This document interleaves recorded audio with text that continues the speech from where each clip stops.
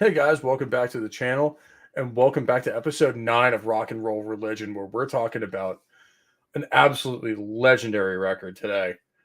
It's a band that I adore. They're my favorite band of all time. And I hope you guys will appreciate it. And we are doing today this album right here, Defenders of the Faith by the immortal Judas Priest.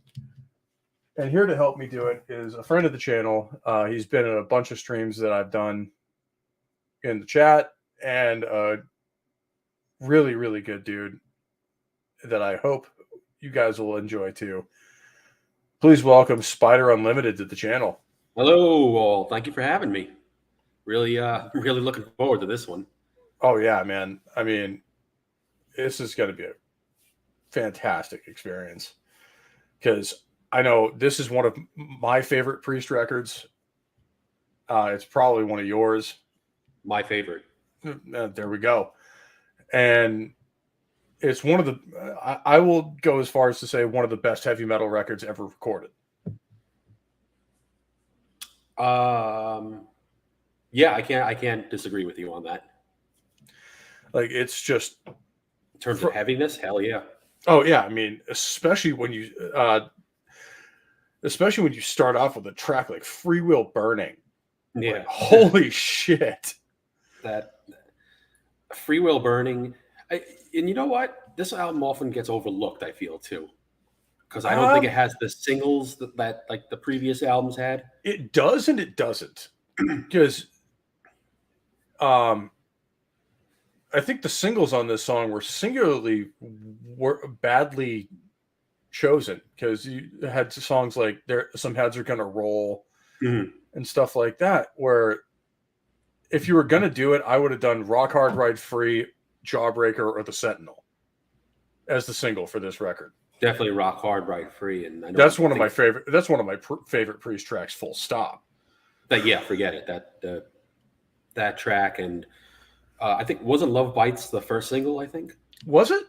I'm not old. Was a single, I know. I'm not old enough to remember when this album came out. I wouldn't be born. I wouldn't be born for another 2 years. But actually 3 years. Sorry. But yeah, Love Bites and Some Heads Are Gonna Roll, both great songs. I love them both, but I don't think they're the best on this record by far. No, but I definitely would say Love Bites is a good intro to a live set. Oh yeah, it's the 30th anniversary re-listening. Yeah, and this album, especially the tour, has the shall we say, distinction of being the album that got Judas Priest banned from Madison Square Garden for life. Okay, I kind of have a story for that. Okay. What I don't remember exactly. What was it that got them banned? Basically, the fans started tearing the seats and shit apart. Okay. In Madison Square Garden, and they banned the band for life, and then made them pay for it. Yep. Because it was either I worked at a supermarket back in when I was younger, and my manager, nutcase, loved him. He was a huge Priest fan. He would always tell me about the stories back in the day and everything. And it was either this record or maybe it was Screaming. He's like, oh yeah, we went to the Garden, and him and his brother, and they were on everything under the sun, drug wise. That was, and then even make it in. that was this record. My God, he's like, we couldn't even make it inside. That's how bad it was. Yeah, and they tore the place apart, which is a sign of a good show, but it's also a way not to get invited back to any venue ever, especially the Garden of all places. Oh yeah, I mean, although Madison Square Garden, I have a particular history with, because I'm a huge Bruins fan. And in '78, I think the Bruins became the first hockey team ever to not only fight the team on the ice, they went over the boards and started fighting the fans. Wow, I didn't know that. In Madison Square Garden after the game was over. And it's dude, look up the video. It's fucking hysterical. Like, Rangers fans, I assume. Yep. Yeah. This guy, like Peter McNabb, actually tore this guy's shoe off and was beating him with it. It's just like, oh my god, because this is how awesome hockey used to be. Yeah, I mean, I still love hockey, but it's not like that anymore. Oh no, I mean, but like the funniest part was like you could kind of see the Rangers in like the corner of some of the camera shots, just like, should we like do something about this or like this? I don't know what to do here. I was never trained for this. But no, man, like let them go. The people know what they're doing. Yeah, I guess like when you antagonize a hockey crowd, sometimes you'll get the fans or sometimes you'll get actual hockey players involved, and well, then I guess you got to put up or shut up at that point. Fan involvement, I'm all for it. Hey, right? Like, you want to talk shit? Well, you're about to get hit, so have fun. Yes, sir. But no, man, like this record though, from the first second of Free World Burning, that just straight speed metal sound. And from 1984. Yeah, and Rob's voice on this record is just pitch perfect. Just like you could say how he's up there with like the Painkiller record and everything, which is recognized rightfully so, but listening to this I think is right. This kind of set up that record in a lot exactly, of ways. Yes. And I think the reason that album sounds as good as it does was the inclusion of Scott Travis. Oh, hell yeah. Who had been part of Racer X at that point, which was a straight speed metal band out of Arizona. And his inclusion on Painkiller, I think, created that sound, that fast-paced double bass. They had to keep up with everything too, because the previous records weren't well received per se. Which is, I mean, I don't hate for Turbo. Oh, I like it. And Ram It Down, I think, is underrated as hell. Mm-hmm. It has some tracks on there that I wish would, go into the memory hole and never come out again. Yeah. So, but there's some great stuff on there. Ram It Down itself, Hard as Iron, Blood Red Skies. Blood Red Skies is fucking fantastic song. Epic as fuck soundtrack. But yeah, that album I think led into Painkiller in all the right ways, and I think they needed Scott Travis to kind of put it all together. Oh, 100%. Yeah, he just drumming wise and size wise, literally and figuratively. Yeah, nothing against Dave Hammond. Like, he's a perfectly serviceable drummer, and he has been since Hellbent for Leather until Turbo. But he didn't have the flair that Scott Travis does. He was just a straightforward drummer. Yeah, he was just keep time, do the thing,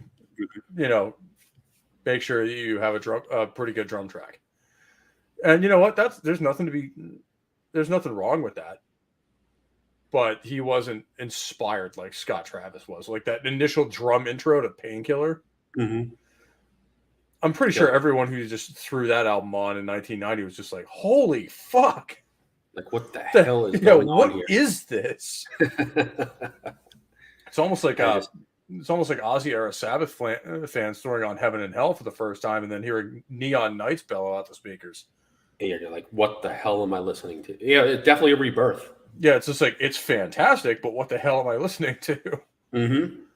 Oh, yeah, it's just, and he's literally big. Like, he's over. Yeah, I mean, Scott Travis is like 6'2", 6'3".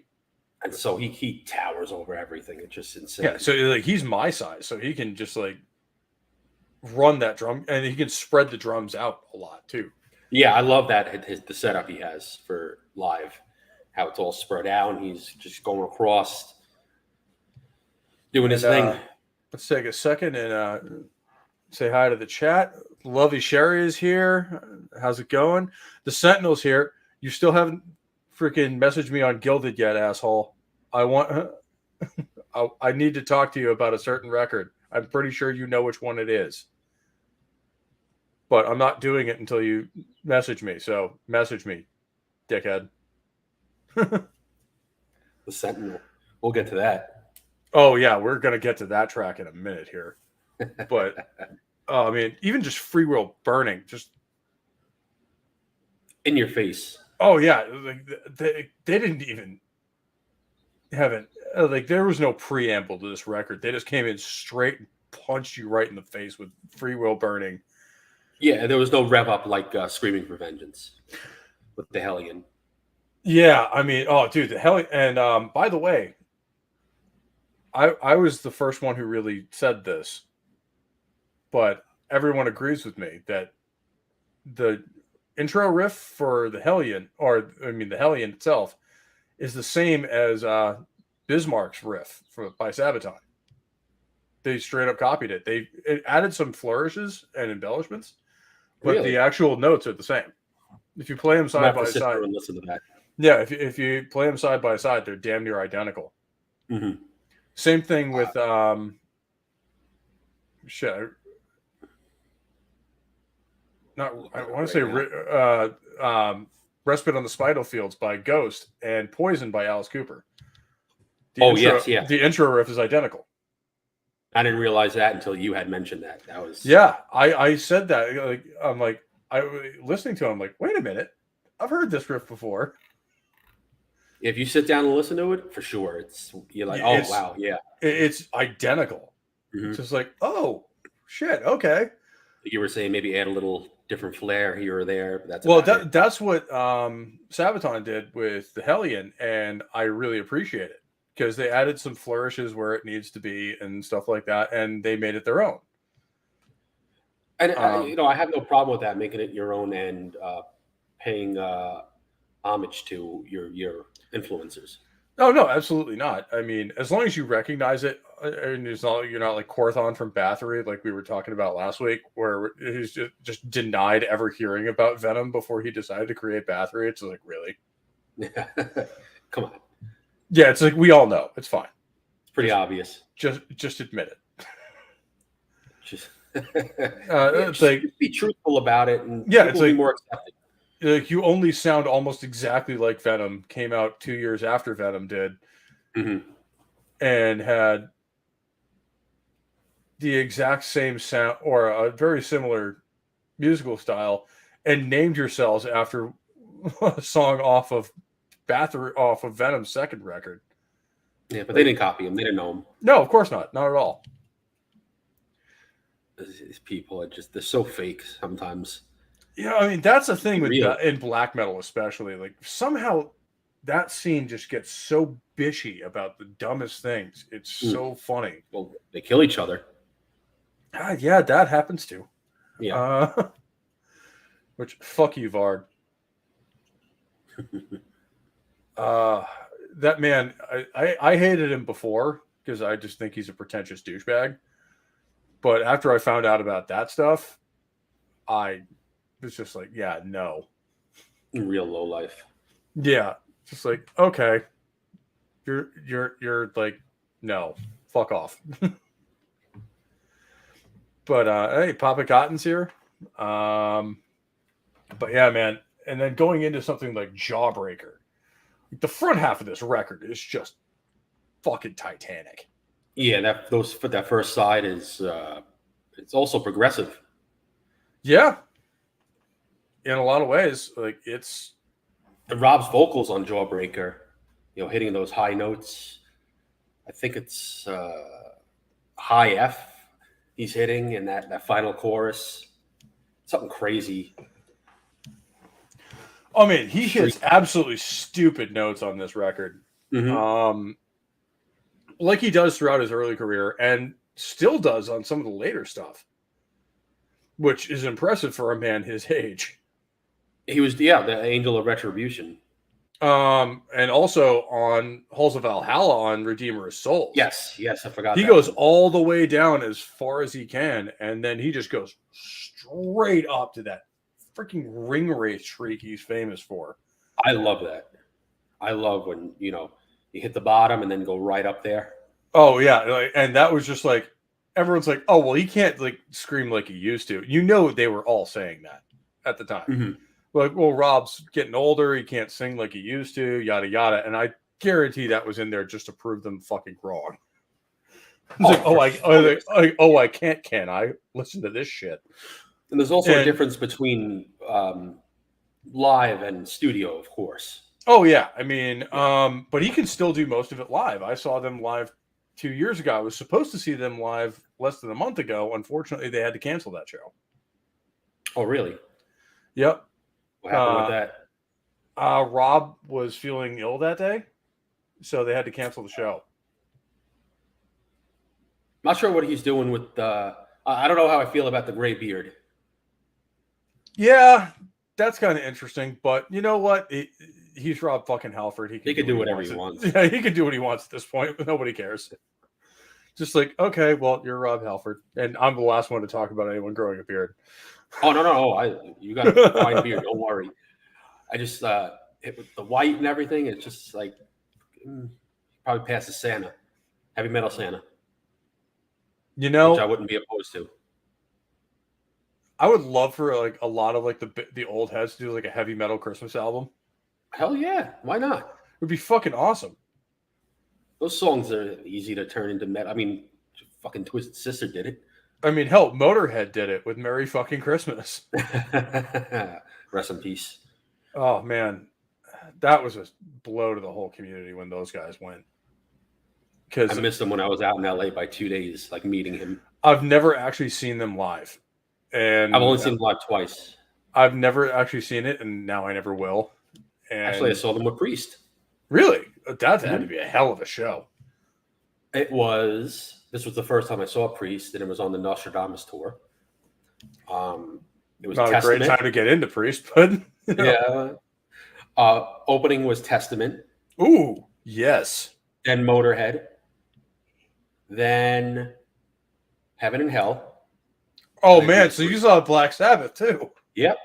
Mm-hmm. Or what Black Sabbath was at that point?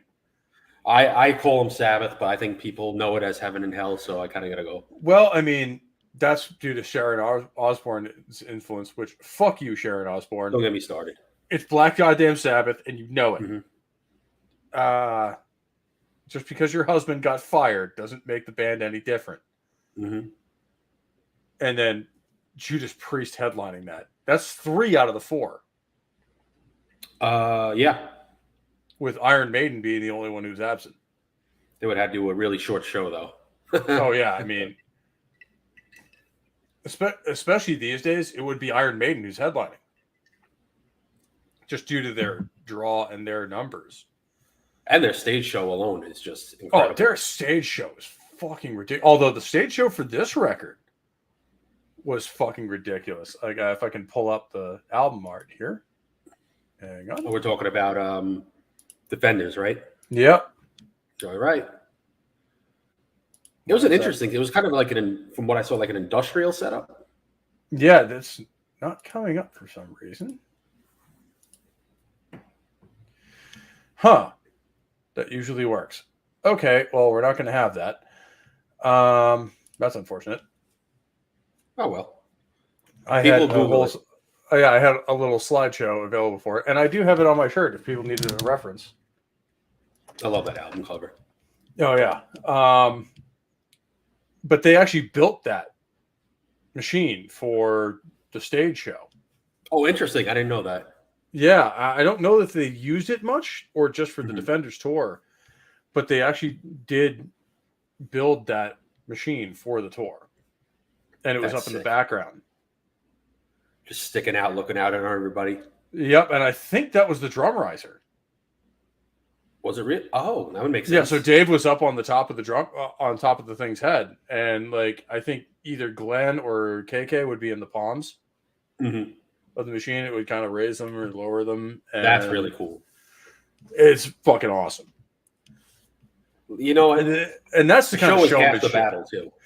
Oh yeah, that's what I say about bands like Ghost. Is like, oh yeah, until you see them live, you haven't seen you don't know Ghost. Yeah, exactly. That's what I tell everybody. Like that stage show is just fucking insane, and they're so much heavier live than they are on their albums. Heavier, everybody's singing. It's all I can say is just go see them live. Yeah, Tobias's comedy in the middle of it. Yeah, it's hilarious. Like, did that make your asses bubble? He'll literally just say that out of nowhere. He's nowhere. It's fucking hilarious. Got a good quip. Yeah. I will say the same thing of Joaquin from Sabaton. The man's hilarious live.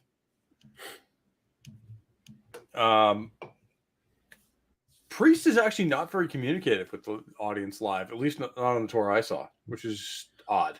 But no, when I saw them, they were, they'd introduced more or less the song and give a history behind. Yeah. And that would be it. Which, a band as old as they are, they kind of have to do in a lot of ways. It doesn't leave them a lot of time to interact with the audience and all that. Yeah, you just got to get it done. Yeah. Because you got an hour and a half for a set? Something like that. And, how much now can, Rob, he is old. So, how is his vocals going to hold out for the night? Obviously, Glenn with his condition, even though he's not playing the full shows, it's still. I do love the fact that he plays when he can, though. Yes. I get it. Yeah. If he has a good night, he'll play at least 2 or 3 songs on the set, and that's fucking phenomenal to me. And I wish I'd been there on one of those good nights. It's just an unfortunate situation. Yeah, it happens to everybody eventually, where you just can't do the things you used to do. And I'm sorry it happened to Glenn Tipton, because that man is single-handedly the reason for me picking up a guitar. Oh, really? Yeah, I wanted to be like Glenn Tipton. He is a driving force behind them, too, musically. Oh, yeah. Musically, he's one of the driving forces, and that's one of the reasons I love the fact that they chose Richie to kind of succeed. He really revitalized them, like Scott Travis. To not replace KK, but succeed him. Mm-hmm. Right, and that exactly. The interaction with him and Glenn on Redeemer of Souls is fantastic, because you have 2 phenomenal guitar players who are just meshing perfectly. And Glenn doesn't have to be flashy. No, he doesn't. And even on Firepower, I believe Glenn recorded most of it. That would seem right, yeah.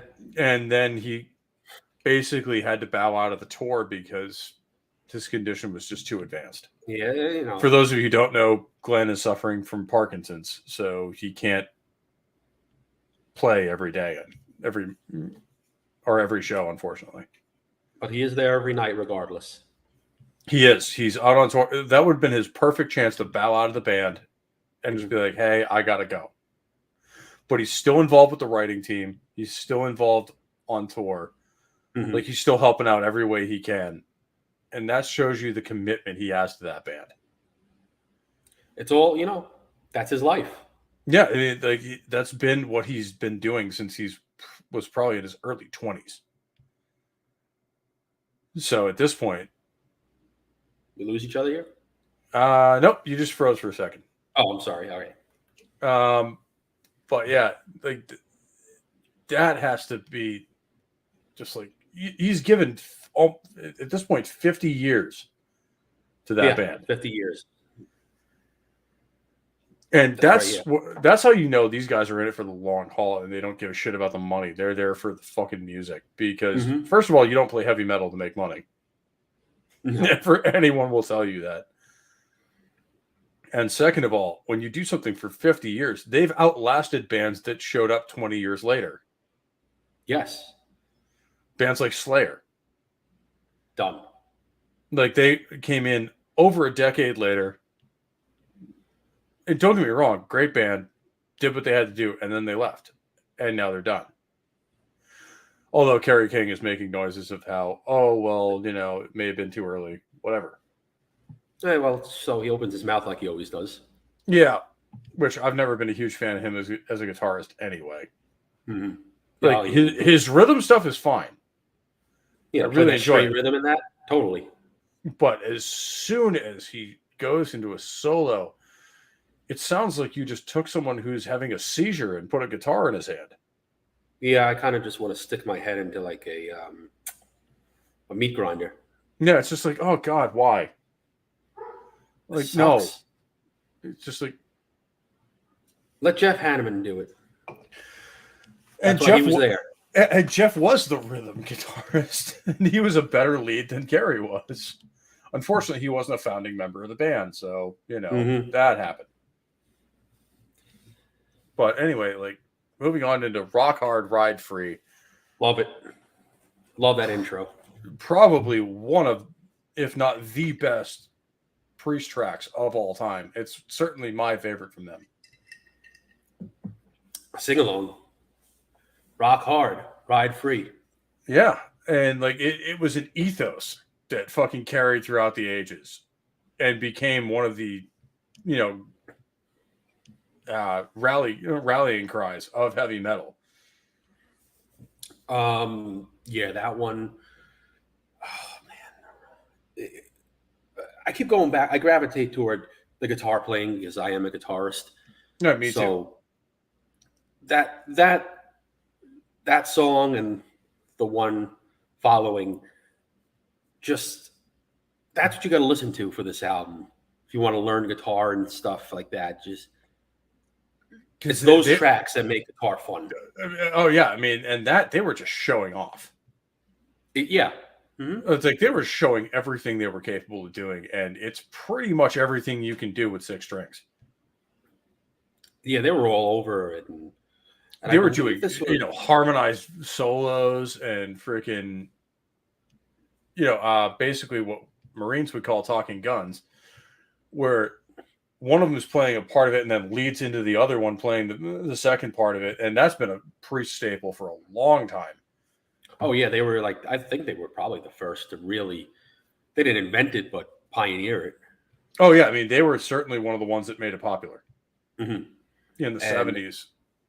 And I also think a piece of this that gets overlooked while we're talking about that, because I believe one of the instruments was used on this track, is the further use of synthesizer on this record. Yep.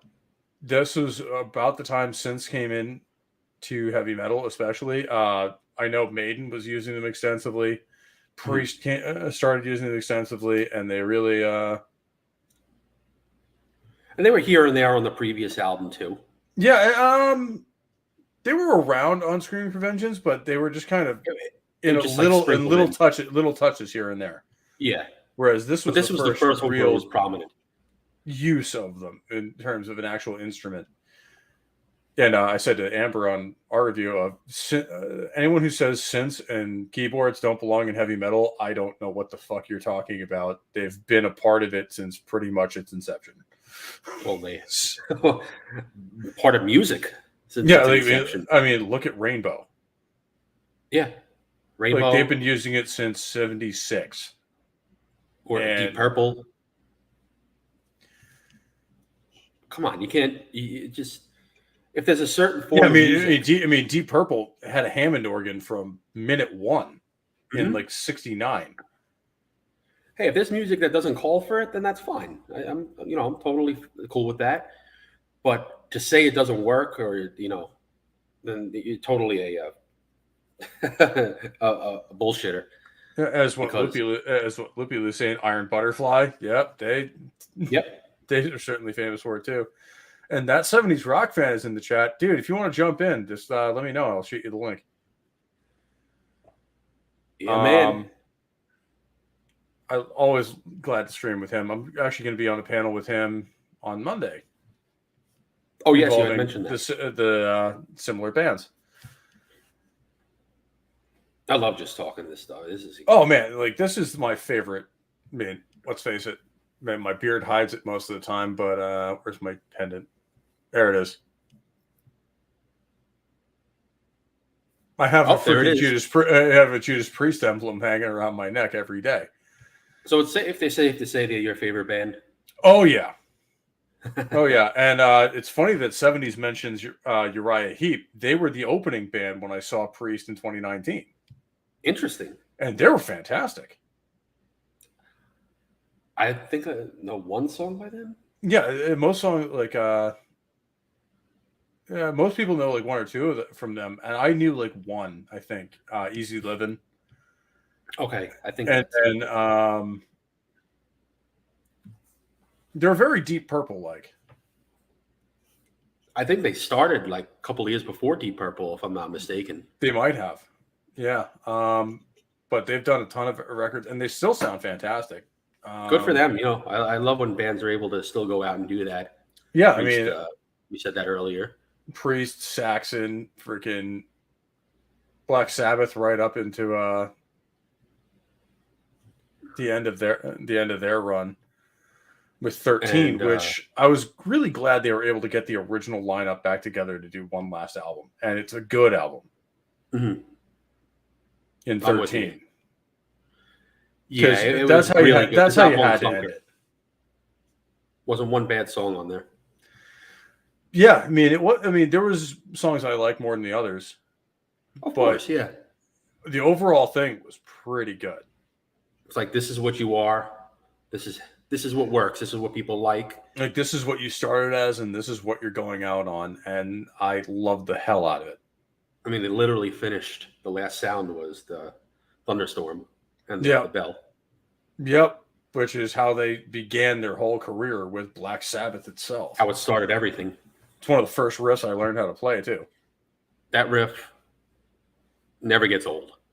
No, it doesn't, because it's just Titanic. Mm-hmm. And it's just... Not going to be there sitting around noodling around on my guitar, and they'll just go right into that main riff. Oh, Why yeah. not? Because it's easy to play, for the most part. Haunting as hell. Oh, yeah, it's like, it's iconic. Like, you can play 2 bars of that, and most guitarists will just go, I know where that's from. Because honestly, like, most of the heavy metal, like especially the early stuff, is a guitarist's genre. Mm-hmm, for sure. It's the same thing as Southern rock or blues, in that it's basically the guitar nerd's paradise. Hey, that's why most of the bands that I love or I grew up with, my favorite bands are from those eras. Oh yeah, I mean I'm a similar way. I will add Boston into that mix because I love the records, and also my dad actually grew up with the lead singer. Really, that's pretty awesome. Yeah, they went to high school together. That's so cool. And there's actually a decent chance that the song "More Than a Feeling" is actually about my aunt. Interesting. Wow. I always like those little tidbits. Yeah, that's an amusing story, but no one's ever confirmed it. No one's ever confirmed it, and no one probably ever will. Mm-hmm. But it's one of those like, like, and Loopy Lou, yes, I am talking about Brad Delp. Good stuff. Great stuff. I mean, fantastic band. And kind of the technologically speaking too. Yeah, and they were kind of we're going to do a Boston discussion at some point, but that's going to get into a whole nother stream, so we'll save that for that day. Would you ever do a Dream Theater discussion? I would. It would probably not be as complimentary as most people would like me to be about it. I do like some of their stuff, but Dream Theater is not one of my favorite bands. Because we're just talking about keyboards and then putting everything in there. They do that fantastically well. Oh yeah, I mean they're very good and they're proggy. I mean, but the problem is they went too far with the prog, and their songs are again like 9 minutes long. And you're more of cut and dry, 5-6 minutes. Classic heavy metal. Do whatever you want in 6 minutes and get the hell out. No, yeah, that's totally and then do something else. Mm-hmm. That's one of the reasons I'm not a fan of newer Iron Maiden. Like every once in a while, like one song in an album, like Rime of the Ancient Mariner, love it. Mm-hmm. And they did some really interesting things with that. But when the entire album is songs like that, it's just like, okay, I need something else now. Oh yeah, what album was that? I can't remember. Barely listened to it. Final Frontier was like that. Final Frontier, that's it. Like Was God, a- like every was song like was that. 10 minutes and they didn't go anywhere. And that's been every song, every album since Brave New World, essentially. Well, that's why I like what they did with the last two albums. Breaking it up into like 2 CDs, like gives you that break. Yeah, it is a double album, but it is still a double album. Mm-hmm. And they needed that double album to get where they were going. But we'll talk about that probably on Monday a lot more. Yes, sir. But yeah, man, but going from a song like Rock Hard Ride Free, this is one of those albums where you're like, okay, well, what are they going to play next? Because it has to drop off at some point, and it kind of doesn't. Because coming from Rock Hard Ride Free with that insane guitar riff, excellent solo, and then you go into the Sentinel, one of their immortal classics. One of their immortal classics. They don't play it enough. They do on the live. I think that was the last tour they played it. They did. And yeah, maybe it'd been out of their rotation for a long time.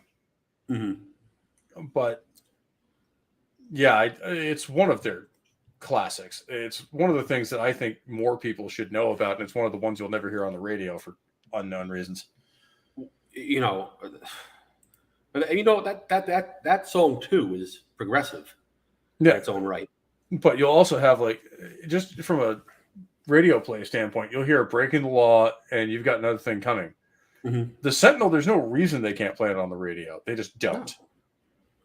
What is another? You got another thing coming. It's 4.5 minutes. Yep, and Sentinel's add 30 seconds to it, and you got the Sentinel. Yeah, pretty much. And mm-hmm. musically, the Sentinel is head and shoulders above either one. 100%. It's just a towering fucking heavy metal epic that is just awe-inspiring to listen to. Just holy shit. Just sitting there and listening to it, you get lost in that world. Oh yeah, and I think the Sentinel is the perfect,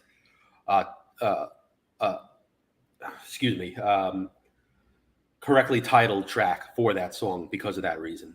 Oh yeah, because you're just sitting there waiting for the next thing to happen, mm-hmm. and taking you on a journey. And waiting for the story to continue. Mm-hmm. And there's a reason they did that repeatedly throughout the rest of their career is because it worked.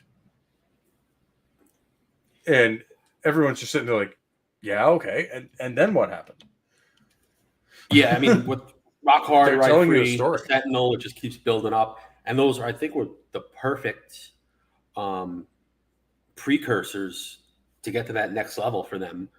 Jumping off point, rather. Even though they did go more synthy and poppy on the next two, but which I didn't actually hate. Which I don't hate it at all. Which at some point we'll get into Turbo and why I like it and why. And I also like Point of Entry. Which Point of Entry is good. It's a good rock album, and I think the reason people hate it is because it came in between British Steel and Screaming for Vengeance. They had a lot in between, and I think it was rushed too. Yeah, it was a rush development. It was a rush development because, especially given how much they were beating out of Priest at that time, because you had Hellbent for Leather, for my UK fans, Killing Machine in '79. Then you had British Steel in '80, and then you had Point of Entry in '81. They were touring that whole time too. It was album tour. Yeah, so it was just an absolutely grueling pace, and I think eventually it was going to suffer for it. And they had the Unleashed in the East came out too at that time. Yep. And I'm amazed the Point of Entry is as good as it is, considering the kind of constraints they were under. I mean, one of my favorite songs is Desert Plains. Desert Plains is fantastic. Thunder Road is my favorite off of that album. Even Hot Rockin' is fun. Hot Rockin', Turning Circles. There's Solar some really Angels. good. Yeah, There's some great shit on that, right? We just named half the album. And it's a very simplistic album too. Yeah, it's not a very hard album to get into. If you're a rock fan, you can get into Point of Entry. No, and it's a perfect opening too, because Headed Out to the Highway. Oh, and that's something that is now and will forever be played on commercials and rock stations to the end of time. And as it should And be, should Gas be. Car. Oh yeah. And it's one of my favorite songs to play. It's such a simple, easy guitar riff. Same thing with And- Living After Midnight on British Steel, where it's just such a Mhm. simple song to play, but it's so fun. Which is easy, and it's easy to jam out to. Oh, yeah. And what was I going to say about the point of entry? Oh yeah, people talk about synth and everything like that. How it doesn't belong here and this and that. There was some major synth action going on that album in '81. Well, not even that. I was just going to say, on a completely separate note, one of my favorite Priest songs of all time is "Out in the Cold." Yep. From Turbo, and Yep. that is a synth-driven track. Well, Turbo itself is a synth-driven album in a lot of cases.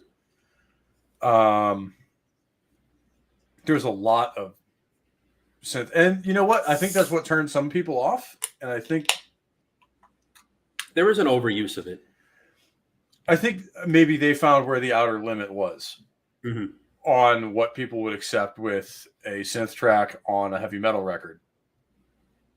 And that was just in time for Iron Maiden to release Somewhere in Time. Right. Which is actually my favorite Maiden album.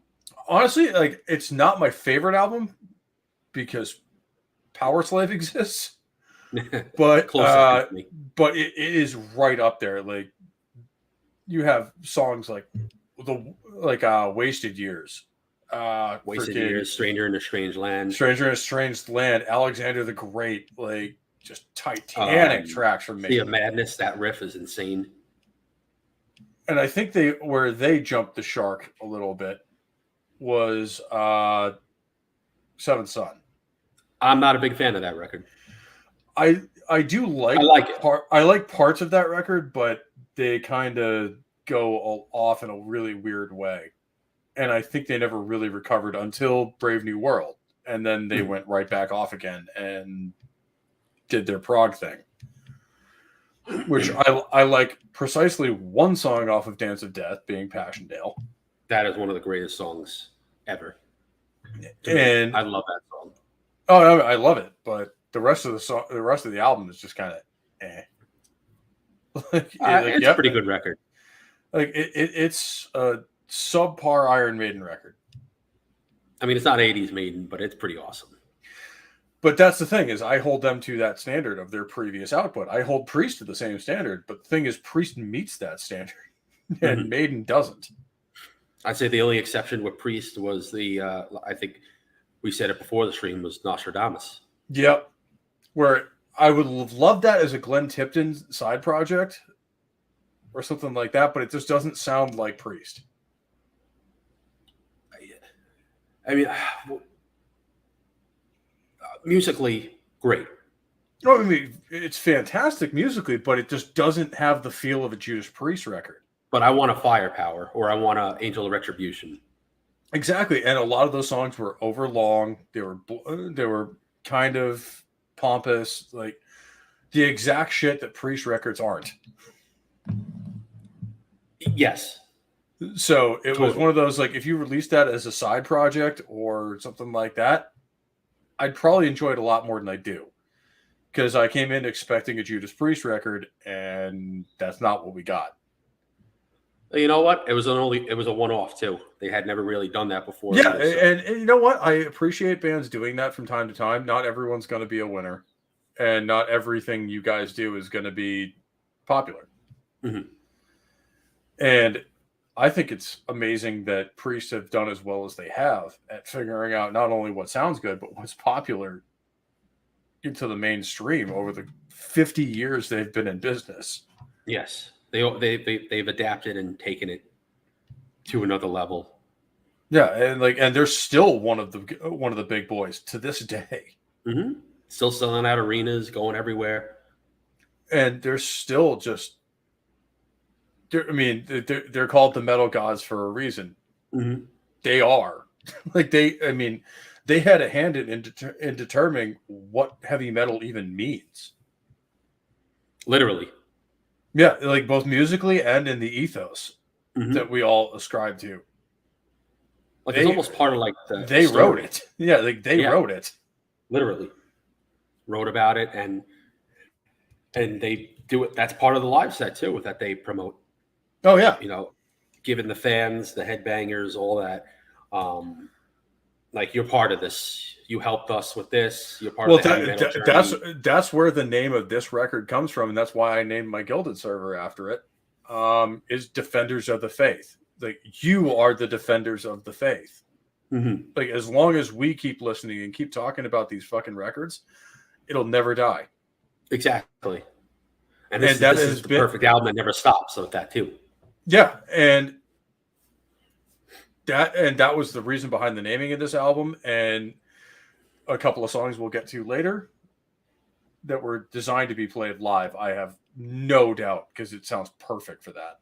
Mm-hmm. But it's just that ethos of, as long as we keep talking about albums like this, you are the defenders of the faith. Everyone who keeps listening, who keeps showing up, who keeps throwing the horns up every time they hear it on the radio, you guys are the defenders of the faith. And the album cover proves that too. Like the tank, tiger, whatever it is. What would become Spark Mandrill from Mega Man X? But 10 years before he was a thing. But it's just like, yeah, we're the defenders. Like, you got to get through this. Yeah, it's just like as long. It's really more of the thing of, as long as we keep spinning records like this, heavy metal will never die, because it's still an ethos that has merit, that has value, and we will never stop caring about it. It'll constantly reinvent itself. Yeah, it will. I mean, when you look at it, you have bands that are in their 20s now coming out with music that sounds like it came out straight out of 1985. Good stuff and great musicianship. Oh yeah, and because that's the sound they want to play, and that was the heyday of heavy metal, because that was when they hit their peak musically, lyrically, mm-hmm. in terms of relevance to the wider community as a whole. Everything just connected in the early to mid 80s. And then with that, you get targeted. Yeah. Of course. No, of course. It was bigger than everything. And you can't get that big without becoming target of something, alluding to a certain song on this record. If you know the story. I don't, actually. I don't think. That I just found out recently. It's not the next song. It's the following one. Eat Me Alive. Oh, yeah. Given how Rob's proclivities came out later, songs like Love Bites and Eat Me Alive have a whole different connotation to them. I'm listening to them. I'm just like, really? I mean, I don't really care, but it was one of those like, yeah, now those lyrics make a lot more sense. Oh, yeah. I mean, and like you said, in reference to his life and everything, totally. But how they were perceiving it is just, I don't see it that way. Like, I remember listening to an interview from, I forget who was doing it, but Rob, about like the Hellbent for Leather days. And Rob was like, I was going out on stage dressed like Glenn from the Village People every night, and people weren't getting it. Like, I think it was him. Yeah, it was just like, hello. It's just like, guys, I'm. But that was back in the day when people didn't talk about it. Yeah, and no one cared, really. And you know what's I think it was a lot more important in Rob's mind than it was in the minds of the fans. Different era, Well, I think too, it was that monster that he built up over the course of his career of, shit, the fans are going to hate me. They're never going to accept me, yada, yada, yada, yada. And he kind of built that up into a wall. And he even says that in his biography, where he kind of goes, as soon as I came out, like, the support he got from the fans was just incredible. Yeah, it was just like, okay, yeah, he's gay. So yeah, it's just like, you're still Rob Halford, aren't you? Mm-hmm. Then cool, we're all good. Doesn't change his singing or his songwriting or his performance. Yeah, it's just like, we're all good. It's, yeah, I'm glad for him that it became more accepted. But yes, it was very prevalent. Like, hello, I'm right here. Yeah, pretty much. And the funny part is that kind of became the look of the heavy metal scene of the 80s. Yep. They single-handedly... The studded leather, the freaking... all that. It was just... Bikes. Yep, the bikes, the studded leather. Like, that was straight up the metal head look to this day. Mm-hmm. Like 100%. they had a hand in creating what metal looks like in terms of the fans. Without, if Sabbath had the riffs, they had the look. Oh yeah, I mean, and the attitude. I think Razorfist said it perfectly. Like he said it in relation to Bathory with Venom, where if Venom created black metal, that Bathory perfected it. Mm-hmm. It's the same thing with Sabbath and Priest, where Sabbath created that sound, but mm-hmm. Priest refined it into a goddamn art form. Yeah, because technically there was no heavy metal genre; it was just rock. No, I mean like that. I mean, from Sabbath's point of view. Yeah, I mean Sabbath was the one who pioneered it, who pioneered that sound. But I don't know that they ever even called themselves heavy metal until much later. Not that I don't even think they still consider themselves that technically. And Priest was the first one to claim the mantle. Right. Yeah, they were like, this is a thing, we're doing it. Yeah, and they named it after Born to Be Wild by freaking Steppenwolf. That heavy metal thunder. And yes. They're like, yeah, that's us. That sounds about the same. Yeah, it's like, that's us. Heavy metal. We'll call it that. And yeah. And I love the fact that they were influencing everyone at the time. Like, 100%. You can hear influences from Sabbath and Priest into bands like Led Zeppelin and all that from the period mm-hmm. of they're starting to get heavier and more melodic as they went on as a reaction to bands like Sabbath and Judas Priest. Deep Purple as well. It's like a lot of those bands in the early 90s had to adapt to the grunge sound or detune guitars just to be relevant still. Yep. Which that's a whole nother conversation in itself, but in that same principle, Yeah, I mean, it's competition, you got to go with it. Yeah, it was a new sound coming in and a whole new genre being born, essentially, mm-hmm. that you had to react to. And it's something that came out of the clear blue sky. It wasn't like anyone planned it. Especially in the case of heavy metal, because they got ridiculed by the entire industry almost immediately. Yeah, but they didn't care. They just kept going. Yeah, and that was one of the things that I've loved about heavy metal my entire life is there's like, yeah, well, fuck off. This is the shit we like to play, so... You don't like it? All right, I like it. So yeah, you don't like it? Don't listen to it. Exactly. Go to hell. Change the channel, whatever. The same old... We've heard it growing up and everything. Yeah, exactly. You don't like it, change the channel, turn the station off.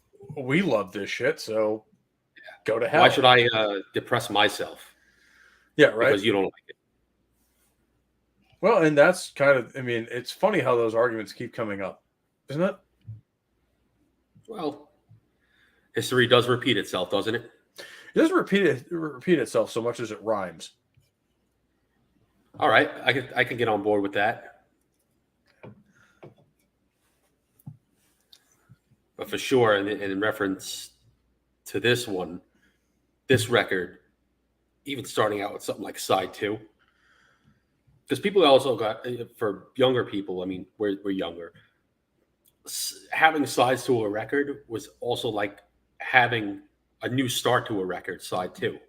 Yep, a lot of bands had very different side Bs. Yeah, you weren't just gonna. It wasn't just a continuation. It was like, all right, here's the next. This is what our next segment is. So, and Love Bites to me is like the perfect opening. And for an intro to a B-side, yeah, it's fantastic. Just how it hits those low notes, the synth low notes. Yep. And the guitar riffs in that are fun as fuck. And they're fun, too. Like, it's not just that they're simple. They're simple and fun. Mm-hmm. And, oh, man. Lyrically, it's like, who cares? Yeah, it's just, I mean, granted, we're guitar guys, so lyrics to us are kind of like in the background there in the monitor somewhere if we haven't turned the singer off entirely. Oh yeah, it takes me forever to learn lyrics, unless it's Because Beatles. we don't care. Yeah, I'm listening to the guitar. I'm like, all right, where's this guy going here, there? How's it locking in with this?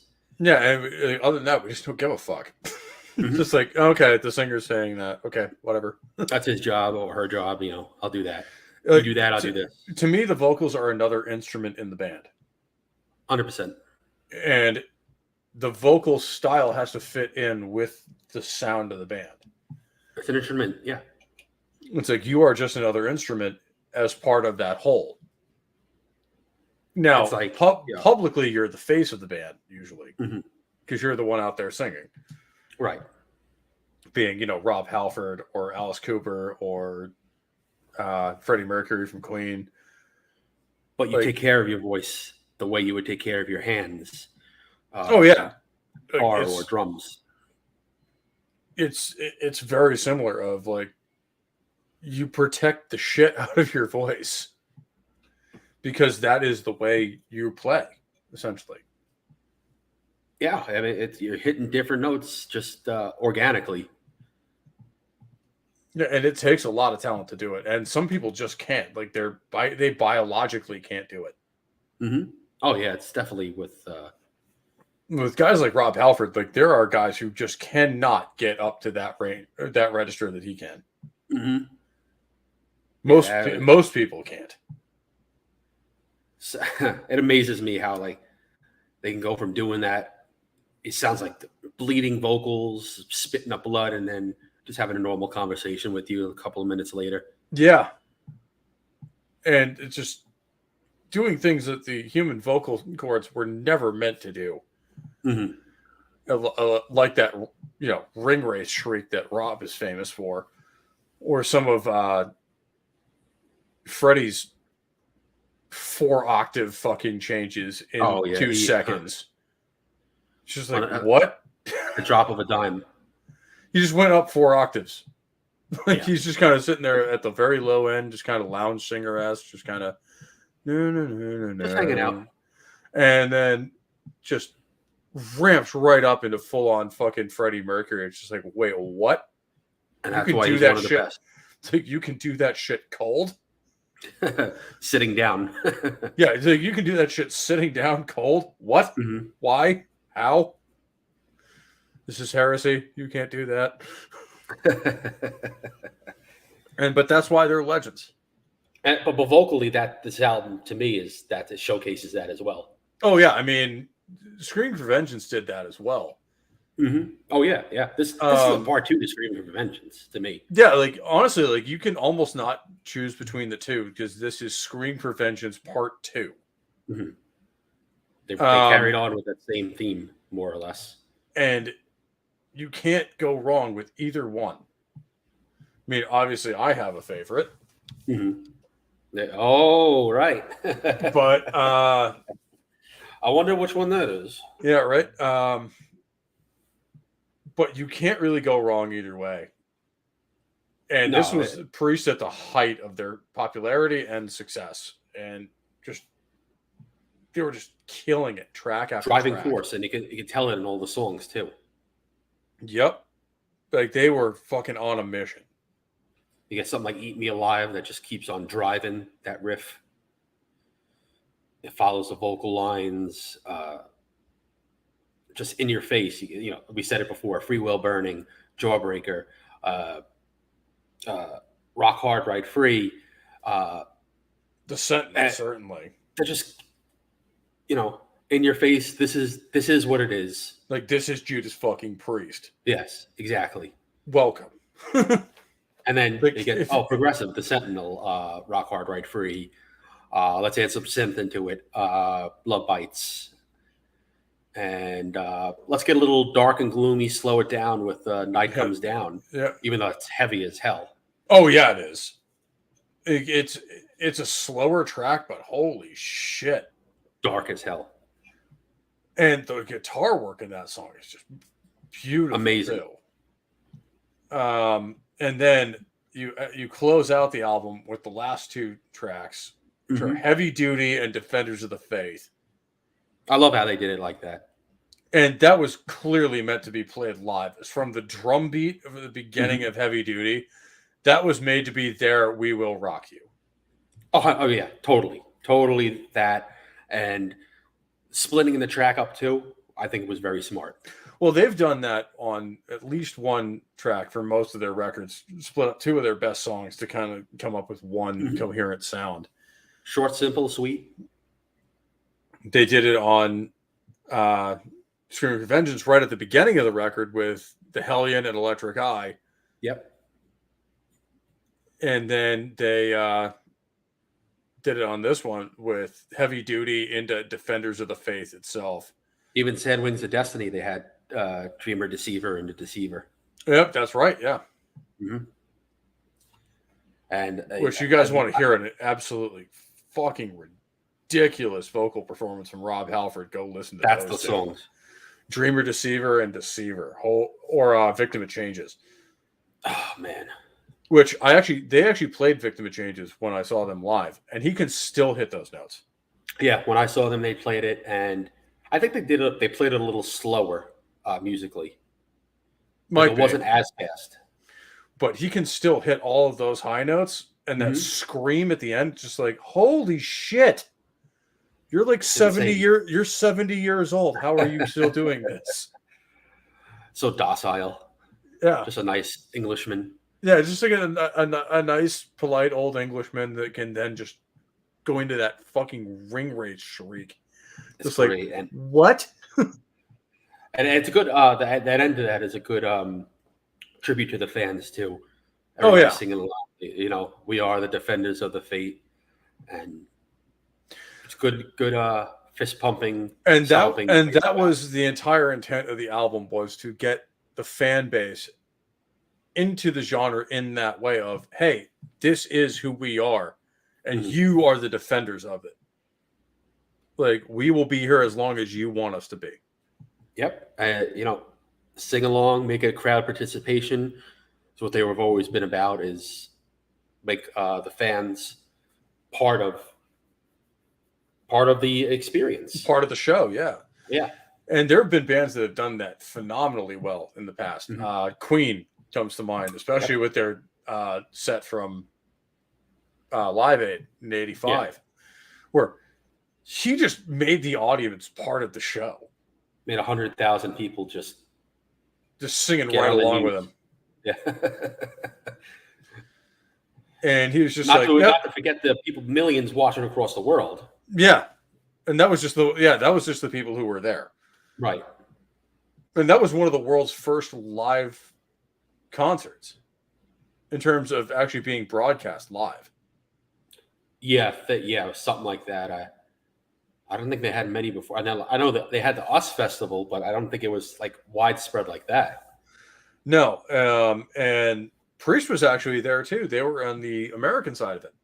Yeah, they were on the tour. On the tour for this album. Yep. Yeah. Didn't they close out? I don't think of the Faith? Did they? I'd have to look at their set, but I don't think they did. They didn't play much off of this record. They basically played. Everybody had like a 20-minute set, so they played their hits, and I think they may have played one off this record, and that was it. There's one of them from around that era. I got to look it up again. It was so awesome.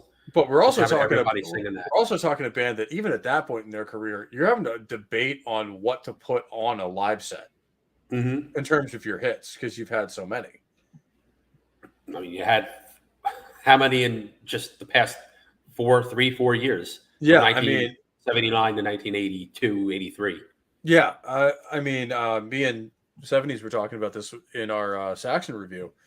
How do you even fucking choose what to put on a live show at this point? At this point, yeah. So many goddamn bangers and just absolute classics. There are certain songs you have to play. Like if you're Judas Priest, you have to play Breaking the Law. Yep. You have to play You've Got Another Thing Coming. You have to play probably Living After Midnight. When they did their up close and personal tour, when they did like the small club dates a few years ago, That was incredible, by the way. Talk about ear blistering fun time. Oh yeah, Being right there. and from what I've heard, they absolutely love playing those smaller venues more than they do the bigger ones. Yeah, Because you get a of much course. more personal interaction with the crowd. And that's why they were doing it too. They wanted to be, again, going back to fan service. You know, they're there for them, but they did 2 nights, and of course they played the songs that they had to play. But night one had certain songs that night two didn't have, and you know, you look at it, you go back, you look at it, and it's like, I kind of wish it was at night one, but then they play this on night two. And the guys who were there for both got both of it, and they just love it. Yeah. It's just, it's so freaking cool. Yeah, man. Like that's one of those records where it's just, and that's one of those bands too, where you're like, how do you even choose what to put on a live set at this point? You have 18 studio albums full of material to choose from, half of which people are going to remember as pretty much classics. I'm just thinking right now, like I'm going through my mind, cycling, like, oh, what do you put on?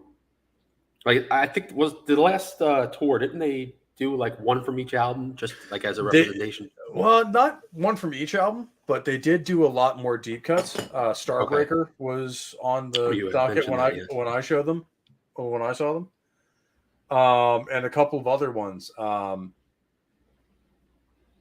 Judas Rising was on there. I love that song. which they hadn't played in a while. Oh, I vocally. That was actually the first time I'd ever heard it, because I'd never actually dug into like Angel of Retribution and stuff like that. That album is sick.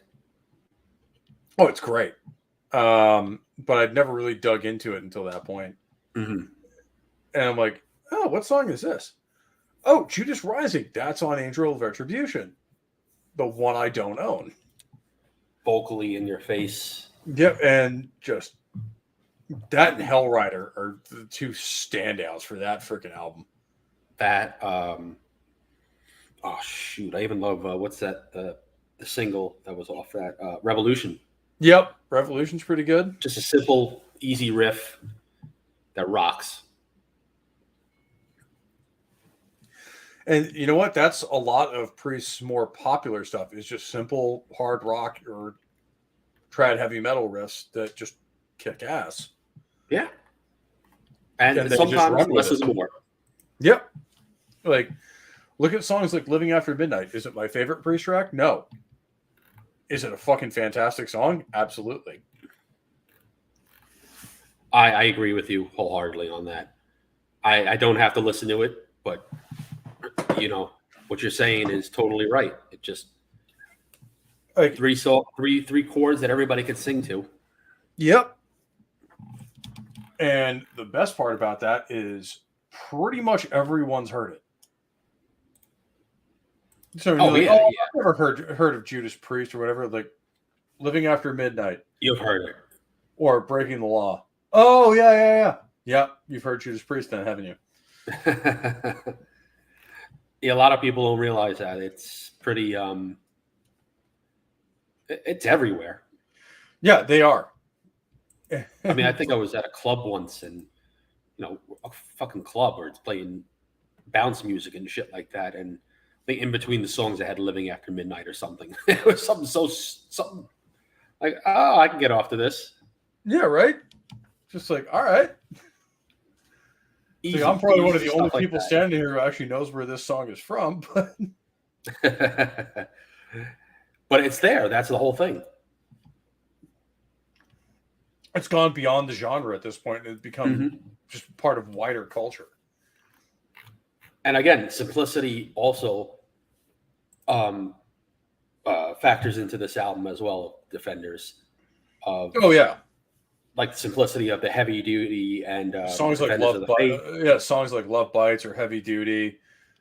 Some Heads Are Gonna Roll. Yep, the main riff is just simple as can be, but it's just so catchy.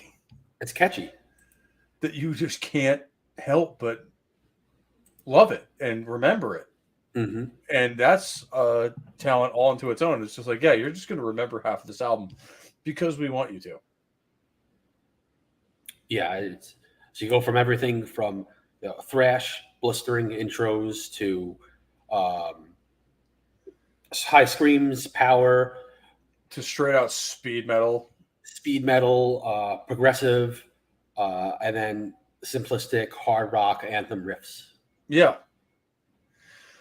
Yeah, they did everything from pretty much proto power metal to hard rock on this record, Mm-hmm. and did it all well. Yeah, and again, like I said, Night Comes Down is just, I think, a perfect amalgamation of all what we just said.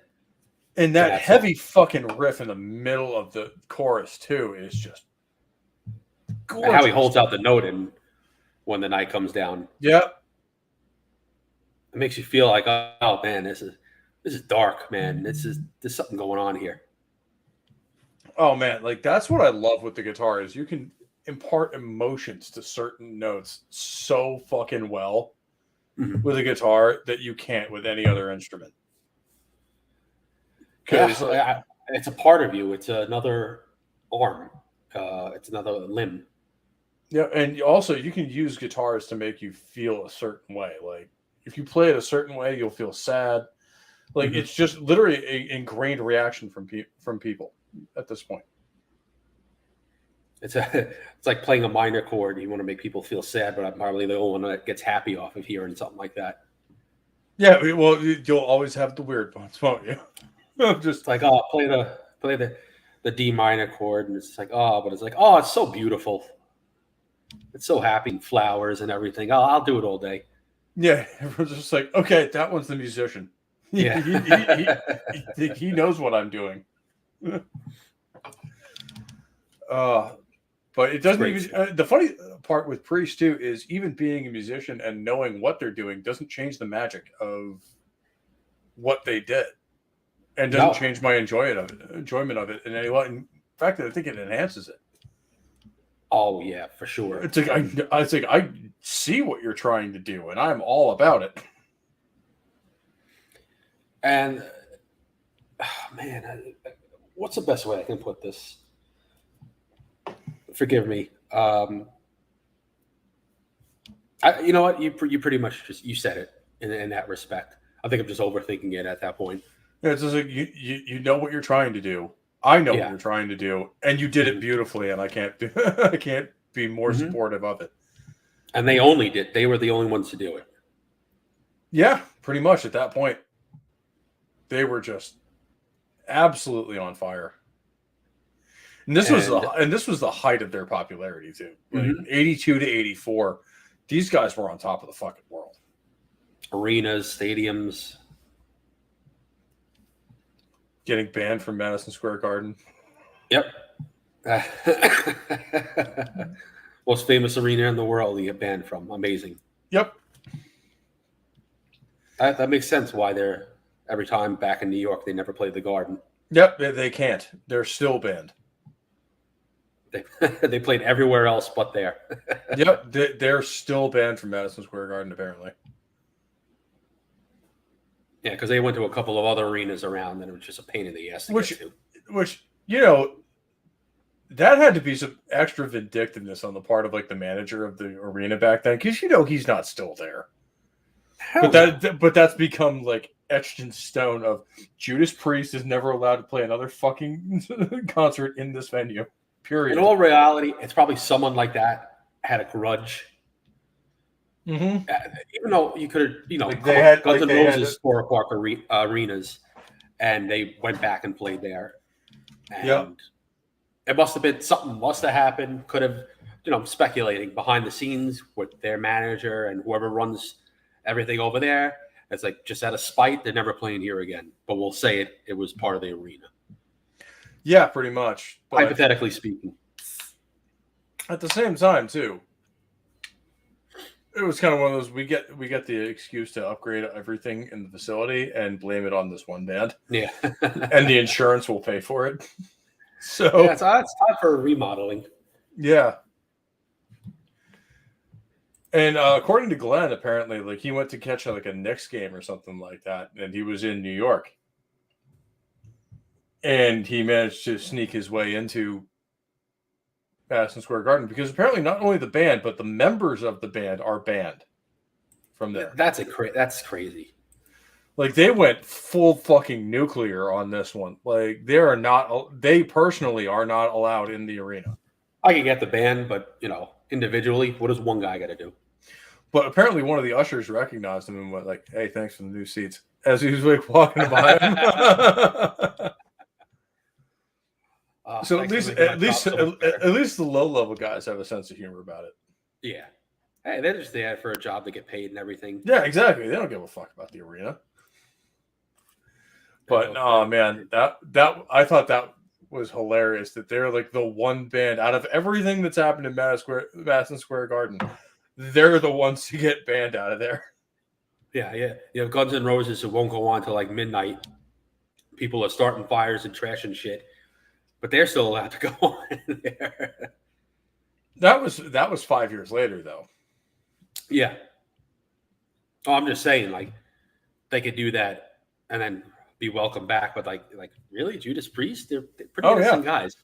Yeah, I mean, and the funny part is, like, if you look at the metal scene, like everyone likes to point at like some of the more extreme examples, like Black Sabbath or Candlemass or Bathory or whoever. It's like, oh yeah, well, this is what heavy metal is. It's like nobody ever points at Judas Priest, one of the fucking founders of it. Mm-hmm. Yeah, and they're just regular guys. Yeah, they're mostly just doing hard rock shit, just a little louder and a little more aggressive. Doing what they love. Like, oh, all right. I think that's why Lemmy and Rob got along so well their entire careers. And why they toured together so many times is they were just straightforward people. Priest and Motorhead were two sides of the same coin. Mm-hmm. Motorhead was the heavier, more aggressive side of hard rock, and Judas Priest was the more poppy, mainstream side of it. And they didn't. And when you combine, and yet they both encompass the heavy metal genre. That Lemmy never thought he did, but he absolutely. Yeah, he constantly said that. He constantly said it, but I think he just said that to be contrarian and different. Oh, yeah. At the back of his head, I mean, you can't not mention anything hard rock, heavy metal without Motorhead. Oh, absolutely not. Like they were always there. Yeah, they were there from pretty much minute one. Mm-hmm. And if there's one thing I can list as a definite influence on Venom, it was Motorhead. You don't play a bass like that and not be influenced by Motorhead. Yeah, the way he played and how it, really stuck out the bass lines and drove the songs. Especially not in that way in 1979. Yes, exactly. When Venom first started. That's one of those like, yeah, no, you heard a couple of Motorhead records in your day, boy. Yeah, what was it, 78? That Overkill came out, and that was an in-your-face type thing. Oh, that is my favorite Motorhead record to this day. But we will talk about Overkill on its own stream because, just like Screaming for Vengeance, that is one of my pinnacles of music in general. It's been a while since I listened to it, but it's fucking amazing. Overkill's my favorite song by Motorhead. Full stop. I love the version they had on Stage Fright. Oh, yeah? Yeah, where it's kind of a faster paced live version, but man, is it fucking epic. Oh, man, I got to listen to that. Dude, the entire show for Stage Fright, I actually have the album somewhere, is phenomenal. Just, if you want to hear Motorhead live, this or No Sleep Till Hammersmith. Oh, yeah. Is their finest hour in terms of live records. I think I had that on record. Which I love Saxon doing, they played rock and roll on not this last album, the previous one. Chronicling, basically saying goodbye to Lemmy and chronicling the history of Motorhead. Especially because the No Sleep Till Hammersmith tour, they were the opener. Were they really? Yeah, they opened for Motorhead on that tour. So they were actually there for it. So they're not just going off of lore or whatever. They're actually going off of what they remember from that period. Especially Biff and a couple other members of the band who've been there from minute one. So they were there at the beginning. Yep, they were, and they saw the rise of Motorhead. It's also in 79 to 81. And they were the opening band for that. Probably on Denim and Leather, actually. Oh, yeah. I'd have to look. I never remember which one came out first, Wheels of Steel or Denim and Leather, but it's one of the two. Was it Wheels of Steel 80? That might be the case, yeah. And we're talking about the first two albums. Holy shit. Denim and Leather and Wheels of Steel. Yeah, Wheels of Steel is badass. And Denim and Leather's no slouch either. Just like, oh, no. Shit. I'm not discounting that at all. But Princess of the Night is my favorite fucking Saxon track of all time. Because how do you make a song that catchy about a goddamn train? On something as simple as that. Exactly. It's so simple.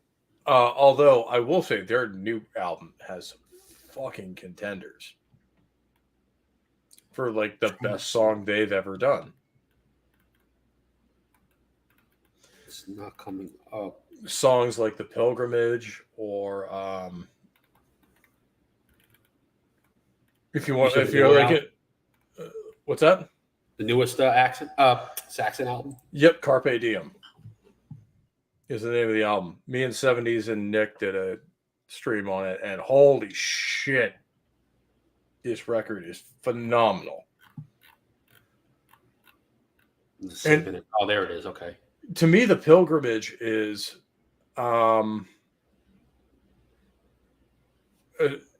it's a slower track, a very slower track, but it just encompasses everything Saxon does right.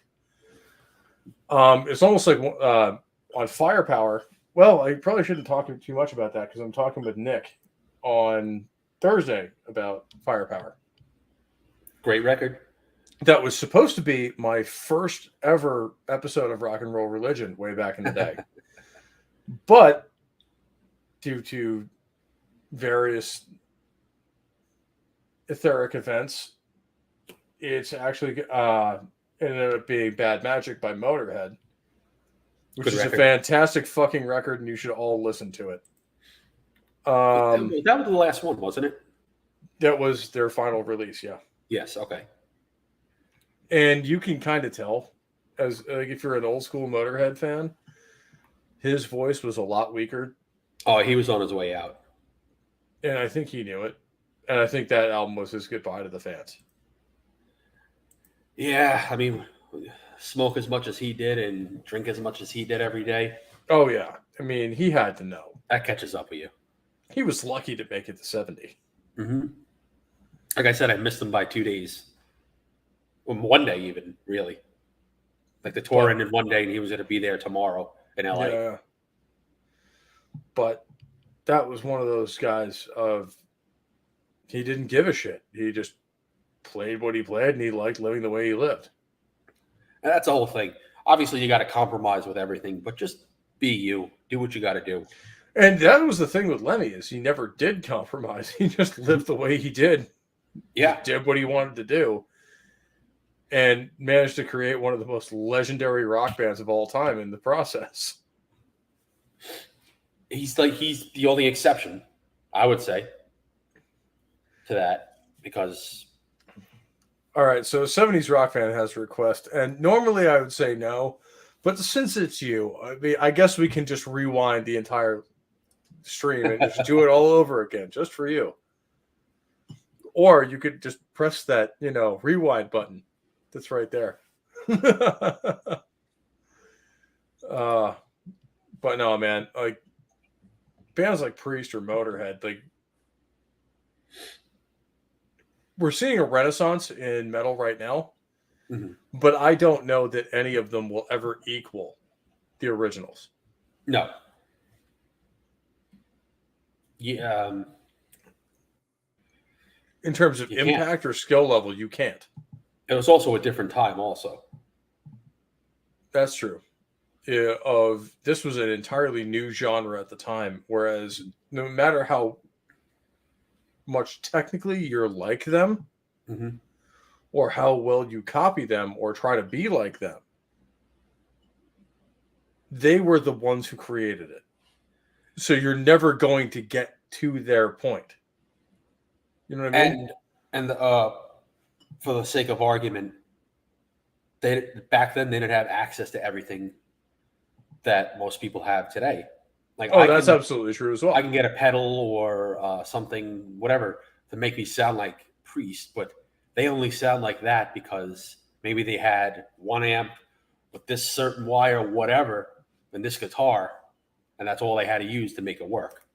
Yeah, and they may have had a couple of pedals to do different effects, like Right. And that was usually done digitally. And how it came organically like that is what made them, all those bands from that era, what they are. Yeah, it was just like, hey, we need something on this track to make this guitar bit sound a little bit different. Like, oh, well, I have this pedal that will make it, warble and stuff like that. Like, oh yeah, let's do that. This was the very beginning of sound chains and stuff like that. Yeah, that where it used to, before it was literally just you, a Marshall amp, and the world.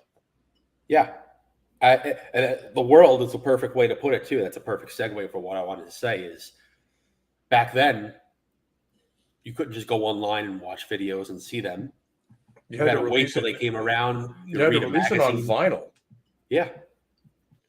Because we're talking about, at the beginning of Priest's career, we're talking about an era before even cassettes existed. Yeah. Mm-hmm. And I know a lot of the underground bands, me and Imperatus talked about it last week with Venom, that a lot of the underground, like especially black and extreme metal bands, they started out on the underground circuit sharing tapes back and forth. Well, back in these days, they didn't even have that. No, you might record it on a reel-to-reel tape recorder. Mm-hmm. And play it for your friends. It was so individual. But that was also really fucking expensive, and you could only do it once. Mm-hmm.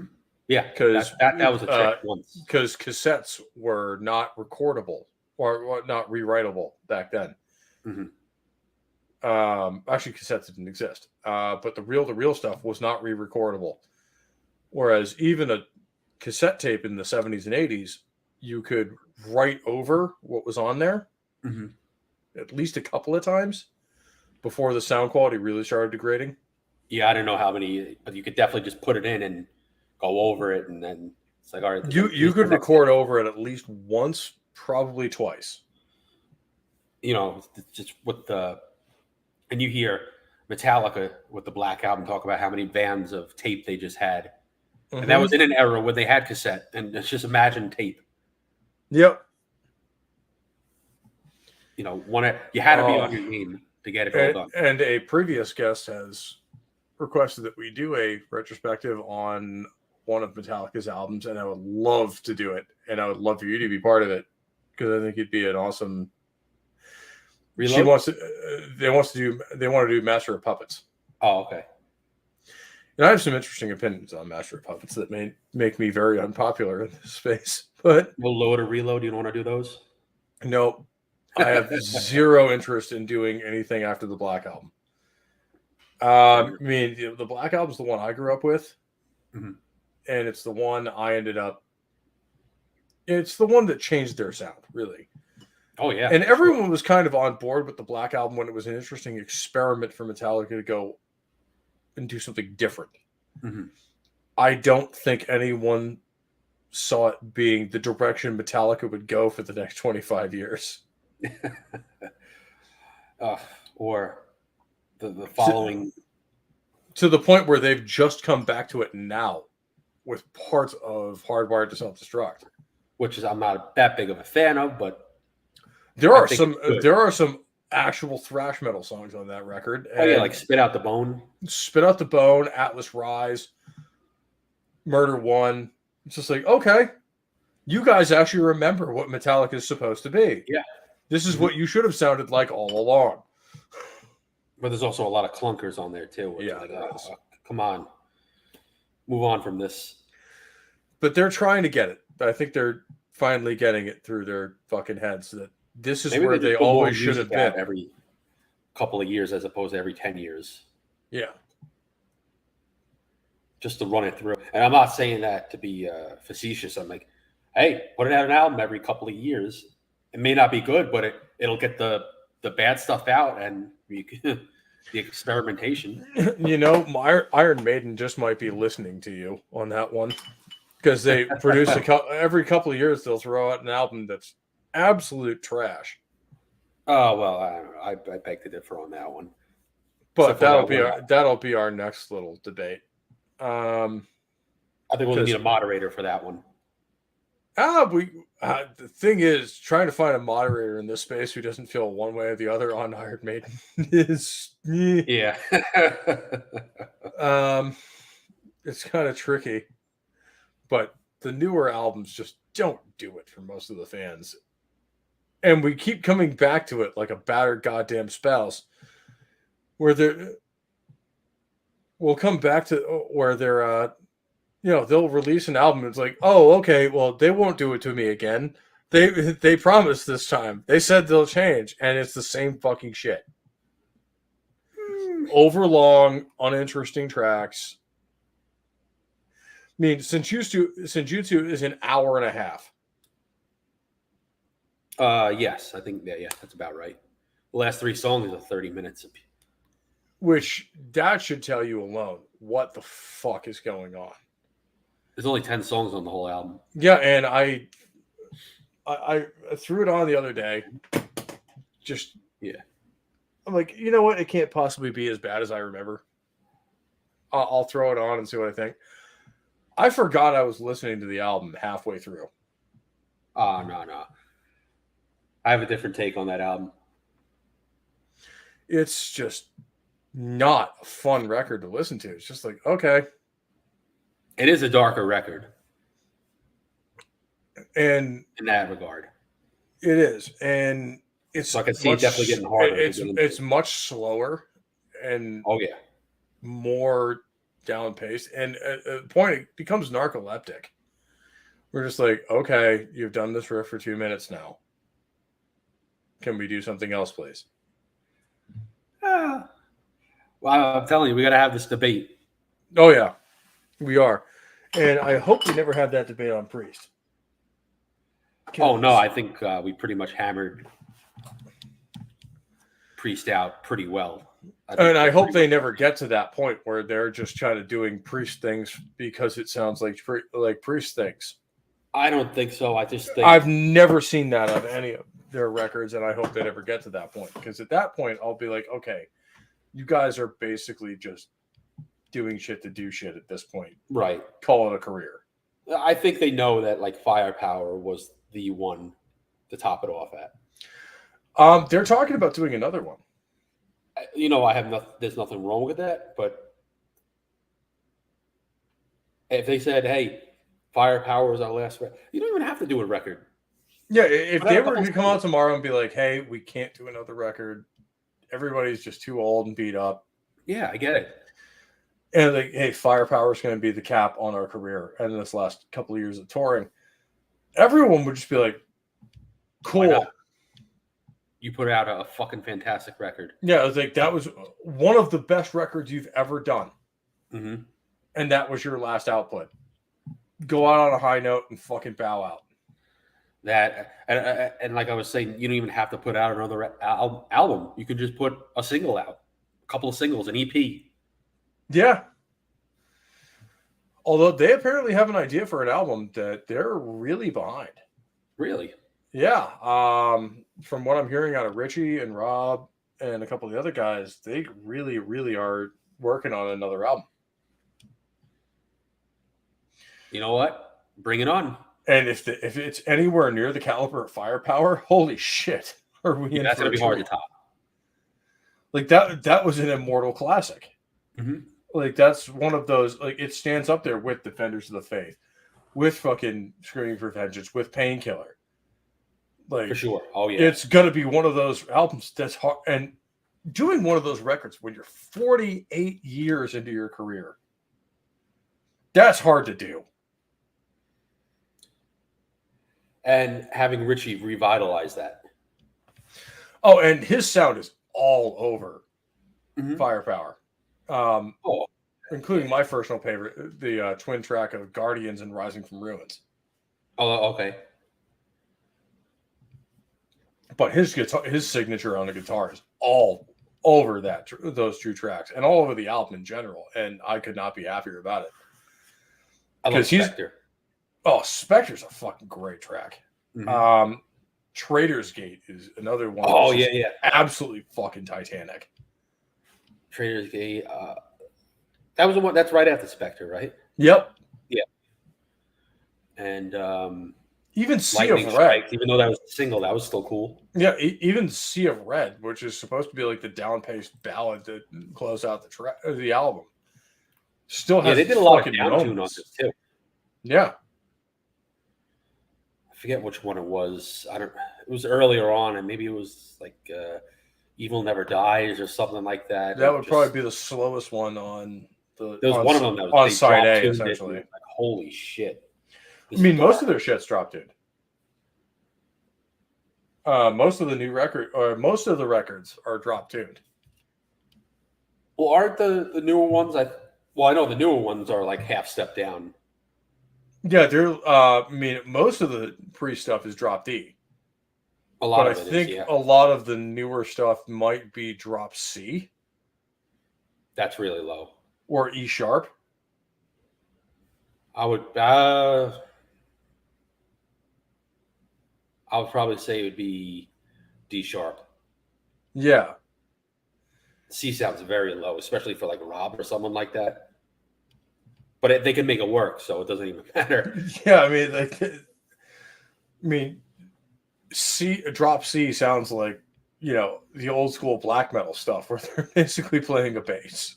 And a lot of artists too, they'll record a certain way and then live they'll tune down. Yeah. I think most of it's drop D. That. I think most of it's drop D or D sharp. Which one was that? I think most of their modern output is drop D or D sharp. Mm-hmm. Well, that would make sense, yeah. But whatever it is, that feel through the amp is just fucking ridiculous. And Glenn has an input on how it's all going to be made. Like he's like the musical director. Yep. Yeah, that's the interesting thing for him is he gets to kind of play the composer role of he gets to put most of the album together and then watch how other people execute his vision. And in a way, I think it's frustrating for him because he wishes he could be in Richie's place making that happen on the guitar. Because 10 years ago, he would be able to. Yeah. But then again, you look back, he was there for the classics and all the important ones. As Sony's Rock Band is saying, it's apparently B sharp. Okay. That I could definitely see that because that's the Sabbath tuning. Yep. C sharp. Yeah. But man, that tone that they're doing Modern Priest in is just it's great, ridiculously good, and it's infectious too. It's just like, oh man, and it's all over the album. Yeah, they made it work for it, which is why I think the previous two albums suffered. I think they stuck too classic tuning in that. I mean, Redeemer of Souls had its moments of sheer brilliance. Yes. But overall as an album, I think it was just okay. Mm-hmm. The back half of that album, I think, has a lot weaker stuff on it than... Yeah, the first half is pretty good. And then Firepower just blew everyone away. Because it was just what Priest does. Yeah, it's just like, holy shit, this is just amazing heavy metal. There's a reason why it's called Firepower. Yeah, pretty much. It's like, we're just going to... It's pretty much like Priest versions of, I'm sorry, did you fuckers forget who we are? and then just fucking blew everyone's eardrums out through their goddamn spine. Yeah, and the tour following it too. It was massive. Yep, and they include a lot of deep cuts off of their earlier albums on there too, which I love because Oh, really? it's like, yeah, I didn't know that. not only are we going to play a bunch of the new stuff that's kick ass, we didn't forget the older tracks either. Starbreaker, 50 Yes, okay, yes, Cages, you did mention that. they were all played. They played all of that on the show I was at. So they hadn't forgotten their earlier stuff either, which I think is fantastic. In that, that's something Maiden does only out of obligation. Because you know what? If you're playing at a big concert as Iron Maiden, you need to play Aces High. You need to play a couple of other tracks. Trooper. The Trooper. You have to, or the fans are going to fucking revolt. It's like Sabbath. You got to play Paranoid, Children of the Grave, Iron Man. They're going to be there. You know they're going to be there. Yeah, there are certain tracks that you have to play. Mm-hmm. But especially with the way Maiden does their stage show, that's expensive as fuck for them. And they pay for it out of pocket. Yeah, that's all coming out of their cut. That's the record label doesn't pay for any of the stage show. The record label. They don't pay for shit. Oh no, they basically. I mean, at this point in their career, I'm not even sure Maiden has a label. I don't think so. Or if it is, it's probably like they self-released and then distributed by a major label. Yeah, and then most of it's basically like, yeah. I mean, most of the smaller labels, especially, Maiden at this point could be like, yeah, we have more money than your entire company, so shut the fuck up. Yeah, that's why we could get a watch what we're about to do. A Spitfire on the stage, flying around and shit. And they'll do it. They'll have like a 3/4 scale Hawker Hurricane. Mm-hmm. Just that's why I love it. Around the stage, just because.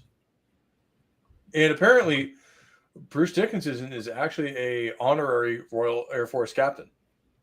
Really? Yep. They actually apparently gave him that. Good for him. He's a good pilot, so. No, he actually pilots the plane. Yeah. When they fly between. By the way, one of the greatest documentaries ever. Oh, yeah. I love how other bands like try to flex and be like, oh, yeah, our tour bus is sick. It's like, Iron Man's just like, oh, that's cute. We have a 747. We fly everywhere. And our singer's the pilot. Yeah. And like Bruce just pilots it. And not even just because there's no one else to do it, just because he likes to. Mm-hmm. I still love the fact that they snagged the call sign 666 Heavy. Yeah. It's just like, you know who's coming in. Yes. Good for them. They deserved it too. Oh yeah, as much stick as I give them for their modern output, back in the day, they were one of the greats. Mm-hmm. But even live, still, it's incredible. I've never actually seen them live. Every time they've come through the area, I've had something else going on that I have to be at. That is one show you have to see. Okay. Crazy. Oh man. I think they're coming back through here and again in September. So as soon as I get paid, I'll probably get yourself some tickets. Oh yeah. Go to that and try and get to not the pit. Be on the floor. Yeah, GA is the only way to see a metal show. Mm-hmm. Unless they're out of them, in which case then get the closest thing to the stage. Yeah, pretty much. But especially most bands, like a couple of years ago, I went to see Amon Amarth opening for Slayer. I was actually there to see Amon Amarth, but it was Slayer's farewell tour, and dude, the pits that were going on for songs like Angel of Death were just fucking ridiculous. It was like 80% of the crowd. Like pits in pits. Yeah, it was like pretty much like you'd have like two circle pits that met in the middle. Mm-hmm.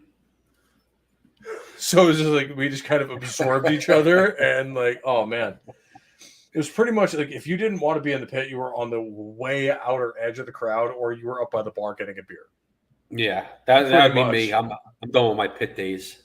Too many injuries given. I mean, my knees are shot from both my Marine Corps service and also just being a hockey player. But yeah, no. I mean, I still jump in the pits. Why? Because it's fun. I probably shouldn't, but I do. I never claimed to be a smart man. Yeah. Oh, I was gonna make a joke. Forget it. Never mind. Yeah, go for it, man. I was just saying, you never forget it. I fucked it up already. It doesn't even matter.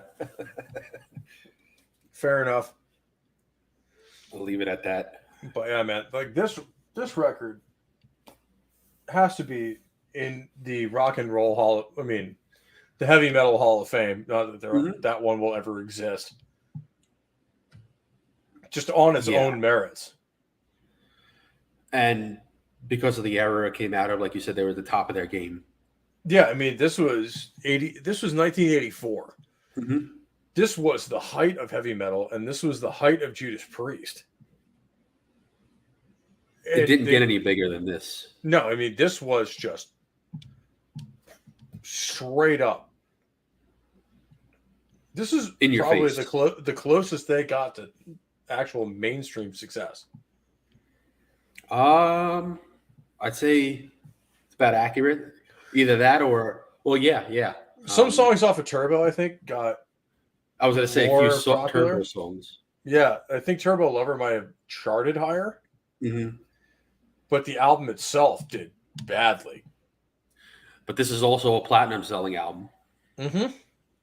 You know, millions bought it around the world, so it doesn't go unseen. No. I mean, this is one of those records where every metalhead owns it or should own it. Guys who are just coming into the genre. I'll say over British Steel.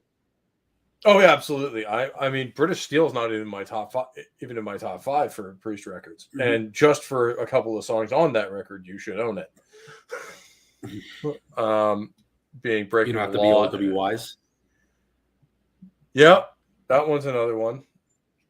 But I would go with Breaking the Law and Rapid Fire.